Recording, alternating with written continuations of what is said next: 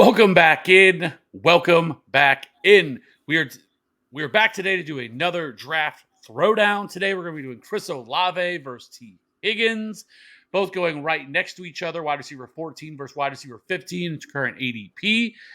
So, with that being said, Cody, floor is yours. Thank you, Kevin. I'm going with Tee Higgins here. It's his numbers are a little skewed last year because he had the two games where he ran a total of 7 routes between the two games.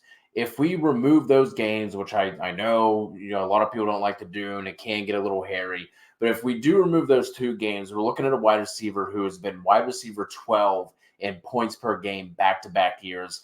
Last year, Tee Higgins had 4 fewer targets than Olave, but still averaged almost 3 fantasy points per game more than Olave. And you compare the two in terms of their deep ball numbers. Tee Higgins isn't in the same stratosphere as Chris Olave. I'll give you that. I know you're going to bring that up. But even with that being the case, Olave averaged just over a half yard more per reception than Higgins did last year. And with going along with those numbers for Chris Olave and his deep ball, I think he was like third. He was top 5 in unrealized air yards last year. It's not like Derek Carr is some certified deep ball savant.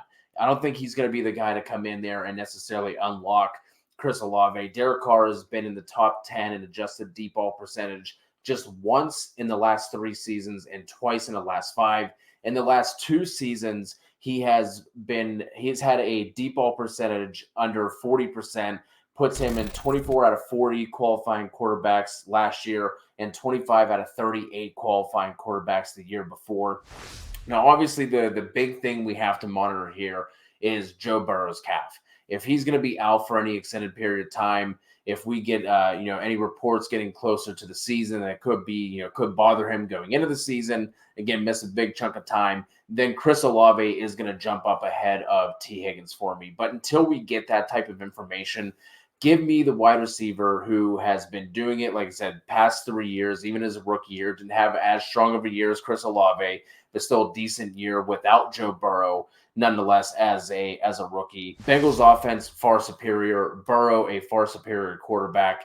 And we have a wide receiver 2 who's putting up borderline wide receiver 1 numbers next to a bona fide stud. If Michael Thomas goes out, let's say he sacrifices a goat to the fantasy gods and he's able to stay healthy this year somehow, even if it's for like 12 games, I think that is going to bring some problems for Chris Olave, because if you look at what he did last year, he did that with nobody around, no target competition. I think that potentially could change if Michael Thomas were to stay healthy. So give me Tee Higgins in 2023. You know what they say: if ifs and buts were fruits and nuts, it'd be Christmas every day. Okay, but Michael Thomas, I have no faith whatsoever that man is going to stay healthy this season. He hasn't done so for the past 2 or 3 years, and he's already dealing with issues in his training camp. It's like deja vu every single year with this man.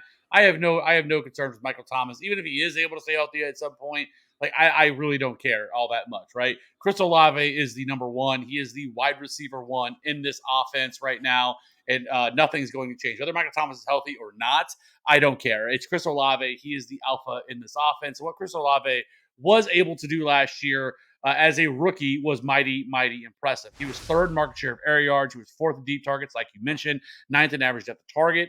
He was also highly efficient. He was 10th in yards per route run, 9th in yards per team pass attempt, and 12th in route win rate last season. His season was right up there with Garrett Wilson in terms of what he was able to produce. He was also his 29% target per route rate last season was among the best in the league as well. He averaged almost 8 targets per game. He had 72 catches, 1,042 receiving yards, and 4 touchdowns, and averaged 13.2 fantasy points per game. And, like you mentioned, yes, with Derek Carr, but Derek Carr averaged 9.4 air yards per attempt, the second highest rate in the league last season. His 39.4% adjusted completion percentage, as you mentioned, ranked 24th, but he has shown the ability to do it in the past. He finished 5th in deep ball completion percentage in 2018, 16th in 2019, and 2nd in 2020. The opportunity is definitely still there for Derek Carr for this to happen. And like I said, he is the alpha in this offense, no doubt about it.